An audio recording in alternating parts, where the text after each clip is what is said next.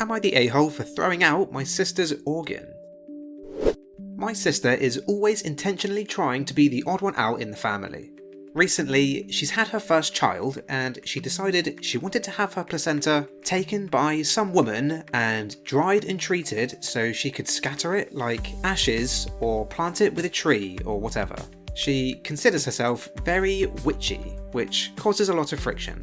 The woman was supposed to come pick it up, but then my mum and our aunties surprised my sister with a whole bunch of frozen meals while she's in the newborn phase, and there wasn't enough room in her deep freezer for all the dishes plus the giant bag of ice and placenta.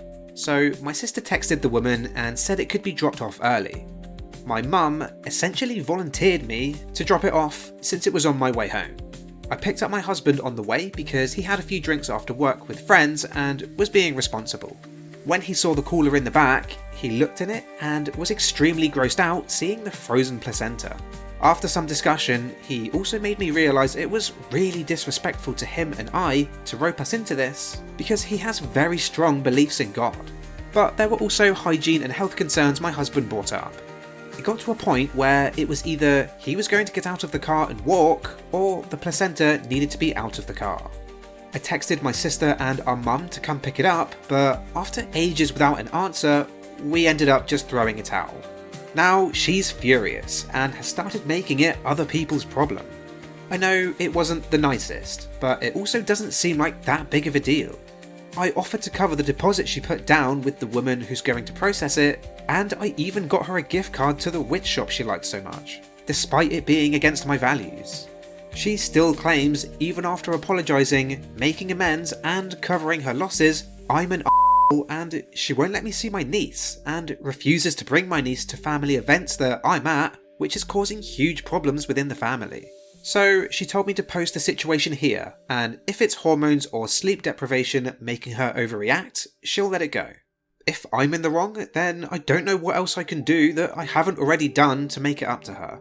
Was this really such an whole thing, even after the amends?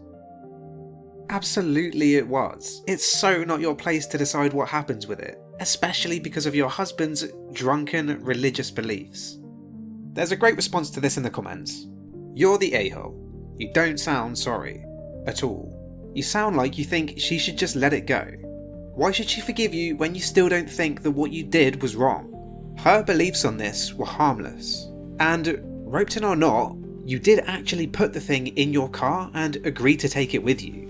Then you went back on that, assumedly knowing how upset your sister would be. Also, what on earth does your husband's religion have to do with it? I don't remember a bit in the Bible that says, "Thou shalt not drive a placenta," but they are pretty clear on their vices about drunkenness. Lastly, you threw it out. Despite your claimed concern for health, you disposed of it, assumedly with no biohazard warning and not in a human waste bin. I guess only your health matters. OP leaves an update saying that they left it in the cooler, so it wasn't improperly disposed of. But honestly, I don't think that's any better. After a few hours, it's just a wet placenta in a box. Am I the a-hole for telling my sister her infertility is a blessing in disguise? Christ, yeah, probably. So here's the situation. My sister, 32F, has been struggling with infertility for a few years, and it's become the main topic of conversation at every family gathering. I get that it's a tough situation, but honestly, it's becoming exhausting to hear about. Last weekend, during yet another conversation about her IVF journey, I finally snapped and told her that maybe her infertility is a blessing in disguise. I said that not everyone is cut out to be a parent, and that perhaps this is nature's way of telling her she should focus on herself and her career instead of obsessing over having kids. I pointed out that plenty of people live happy, fulfilling lives without children, and maybe she should consider that path too. She burst into tears, and my parents and other siblings immediately jumped down my throat, calling me insensitive and heartless. But honestly, am I the a**hole for saying what I think? I'm just tired of tiptoeing around her feelings when there are other things going on in the world, and frankly, other people in the family who deserve attention too. Plus, I believe in being realistic. If something isn't working out, maybe it's time to consider other options, right? Am I the a-hole for saying what I did, or was I just being brutally honest? That was not brutal honesty. You were just being a petulant little boy, or girl, who was upset that their sister was getting more attention than them. In my opinion. Maybe I'm off base here. Let me know what you think in the comments. There are some people who don't have the patience, compassion, and selflessness to be parents. OP, you are one of those people. Am I the a-hole for yelling at my daughter's leech? I raised my daughter, Emily, all by myself. She's successful and owns her own home. The problem is the leech. The leech has been living with her ever since she bought her house, as some part of a thing where the leech house sat when Emily was deployed and got free rent whenever, because my daughter felt sorry for her because she's not right in the head and can't handle stress. I'm sensing some sort of bias here. I was fine with the leech until it became clear that she was not moving on after Emily retired and was no longer being deployed. She manipulated my daughter into believing that the house was both of theirs and that Emily needed the leech's approval for me to move in. I tried to snap her out of it, but Emily kicked me out of her house. God, I dread to think what you trying to snap your daughter out of it involved. We patched things up, but neither of them talked to me like before, and she doesn't invite me over as much as the last couple of years. The leech called me... I'm not going to call her the leech. I'll call her... Jane. And the account is called Get Rid of the Leech. I think I see where the problem is here. Jane called me yesterday to tell me my daughter was in a wreck and in the hospital, but doing okay. I called the hospital and they wouldn't tell me anything and said I wasn't next of kin. I am her mother. I knew Jane did something to make that happen. So I went to Emily's house and there the awful woman was, walking a dog. My daughter did not get a dog, she would have told me. I demanded to know what was going on and why was she walking someone else's dog at my daughter's house and demanded she tell the hospital to give me information. She looked right at me and lied. She said it was their dog and Emily did not want me talking to the doctors. Oddly, she didn't stammer like she did last time I yelled at her. What a weird bit of information. Probably since my daughter wasn't there to play to for sympathy. I called her out on it and started calling her out on all of her leech behaviour, and she just made a snarky comment and walked away. Now she bitched to my daughter and my daughter's mad at me again. Wow, you sound insufferable. I don't doubt for a second that any rift between you and your daughter has been caused by you, and not Jane. You're the a-hole. You are full of unwarranted assumptions. You don't know what, if anything, Emily's friend had to do with changing her next of kin. You do not know whether the dog belongs to Emily and her friend. You do not know whether Emily wants you talking to the doctors. You simply assert that you are right about everything and that other people are lying to you. It's obvious that you think you know better than your daughter how she should live her life. And what do you mean, tried to snap your daughter out of it? What did you do or say that was so awful that your daughter had to kick you out of her house? Your daughter obviously hates your controlling behaviour, and your seemingly totally unwarranted anger toward her friend. Yet, you persist in it. You need help. I feel very sorry for your daughter trying to deal with a mother like you.